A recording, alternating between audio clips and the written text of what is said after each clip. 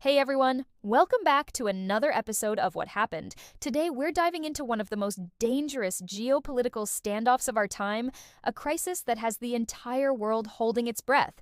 We're talking about the United States and Iran, two nations that are quite literally on the brink of war in February 2026. This isn't just another diplomatic spat or trade dispute.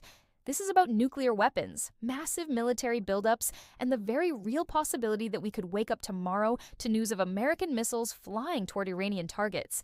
The stakes couldn't be higher, and the clock is ticking faster than anyone wants to admit. So, what exactly brought us to this terrifying moment? How did we go from cautious diplomacy to the largest American military buildup in the Middle East since the Iraq War? And most importantly, what happens next? Let's start with the spark that lit this powder keg, the Iranian protests that erupted in late 2025 and exploded into full-scale revolt by January 2026. What began as isolated demonstrations against Iran's crumbling economy quickly transformed into something the regime had never seen before. Across Iran's major cities, millions took to the streets demanding not just economic relief, but the complete overthrow of the Islamic Republic. By January 13, 2026, the situation had become so dire that Iranian officials made a chilling declaration. They were ready for war. But here's where things get truly shocking.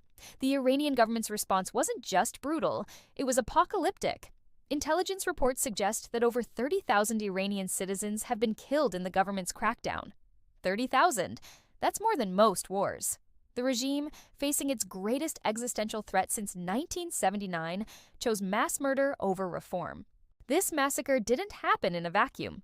President Trump, who had been watching the situation unfold, made his own declaration on January 2nd. The United States would rescue the Iranian protesters if the regime continued its violent killings. It was a line in the sand that would change everything.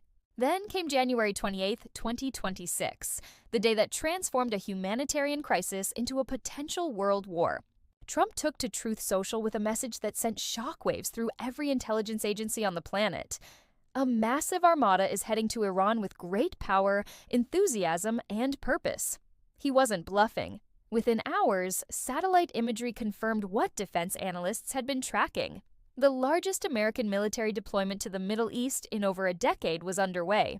The USS Abraham Lincoln Carrier Strike Group, equipped with dozens of fighter jets and guided missile destroyers, steamed toward Iranian waters.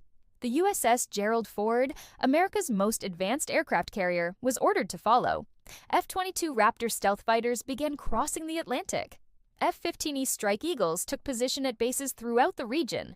By early February, the United States had assembled what military experts describe as an unprecedented force, enough firepower to wage sustained warfare for weeks.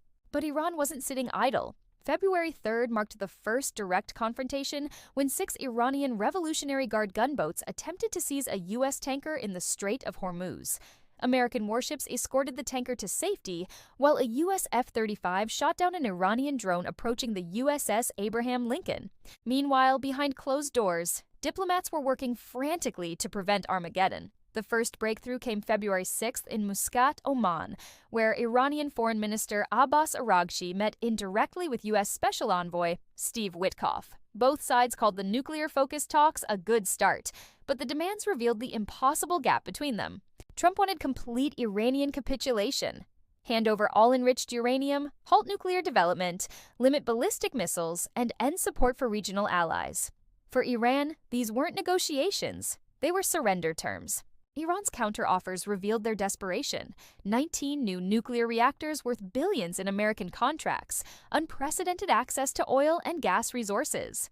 But on missiles and regional allies, Tehran drew a hard line. This is where the crisis gets truly terrifying, because both sides may have passed the point of no return. On February 13th, a Trump advisor said there was a 90% chance of kinetic action within weeks. U.S. officials confirmed the military was preparing for weeks-long operations against Iran. Not limited strikes, but sustained warfare.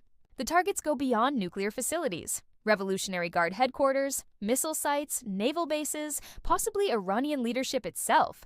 Some discussions include decapitation strikes aimed at Supreme Leader Khamenei. Iran's response? Essentially daring America to attack.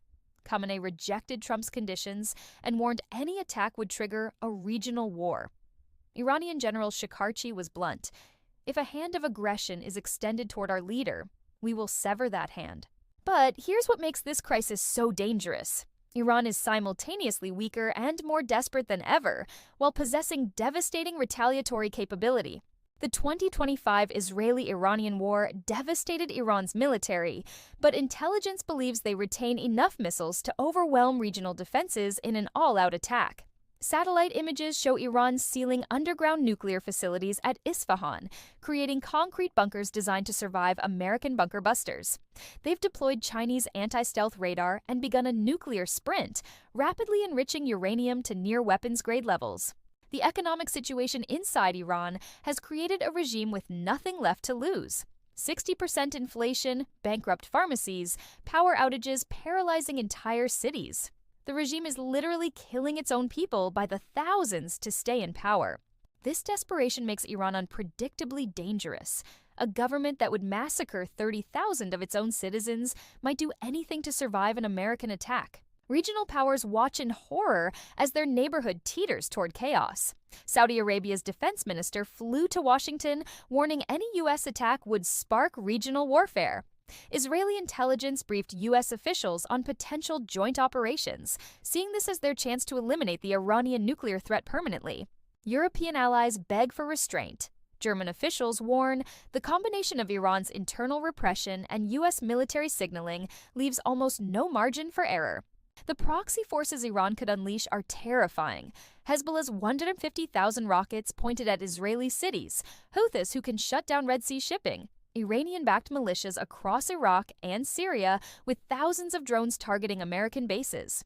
Iran's strategy appears to be what defense analysts call controlled escalation, inflicting enough pain to deter American attacks while avoiding the kind of massive retaliation that would destroy the regime entirely. But in a crisis, this volatile, controlled escalation can spiral out of control in minutes. The human cost of this standoff is already staggering. Beyond the 30,000 Iranians killed by their own government, the economic warfare is devastating ordinary people.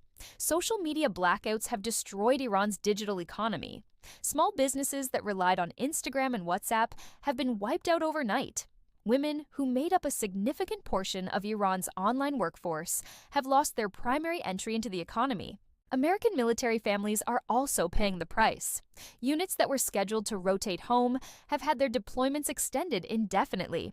Sailors aboard the Abraham Lincoln and Gerald Ford know they could be launching strikes within hours of receiving orders. The psychological strain of maintaining this level of readiness is immense. What makes this uniquely dangerous is that both leaders have painted themselves into corners where backing down looks like weakness. Trump has committed enormous political capital to this confrontation. After assembling a massive armada and making repeated threats, retreat without major concessions would be humiliating defeat. American credibility with China, North Korea, and Russia depends on following through. Khamenei faces an even starker choice. His regime hangs by a thread, kept alive only by brutal repression. Any major concession to American demands could trigger the revolution that finally topples the Islamic Republic. The timeline accelerates in terrifying ways. Trump has given Iran a deadline, though he won't say what or when. Each day brings new provocations, new reasons why compromise becomes impossible. Intelligence suggests if Trump attacks, it could begin with minimal warning. F-22 stealth fighters don't deploy to Europe to sit idle. The USS Gerald Ford doesn't rush to the Middle East for show. These are final pieces moving into position for potentially the most significant American military operation since Iraq. Yet, even now, even at this late hour, diplomacy hasn't completely died. Iranian and American officials continue their indirect communications through Oman. European mediators are working around the clock to find some face-saving compromise. Regional powers are offering everything from security guarantees to massive economic incentives to prevent war. The next few weeks will determine whether we witness the beginning of a new Middle Eastern war or the resurrection of American-Iranian diplomacy. The stakes couldn't be higher, not just for Iran and America, but for global oil markets, regional stability, and the entire international order. So there you have it, the complete story of how we reached the brink of war between America and Iran. From the Iranian protests that triggered this crisis to the massive military buildup that could unleash unprecedented destruction, we're watching one of the most dangerous geopolitical standoffs in modern history unfold in real time. What do you think will happen? Will Trump's pressure campaign force Iran to capitulate, or will we see American bombs falling on Iranian targets? How do you think this crisis should be resolved? Let me know your thoughts in the comments below. If you found this breakdown of the US-Iran crisis helpful, make sure to hit that subscribe button and the notification bell. These kinds of international crises move fast, and I'll be here to help you understand every development as it happens. Thanks for watching, and I'll see you in the next one.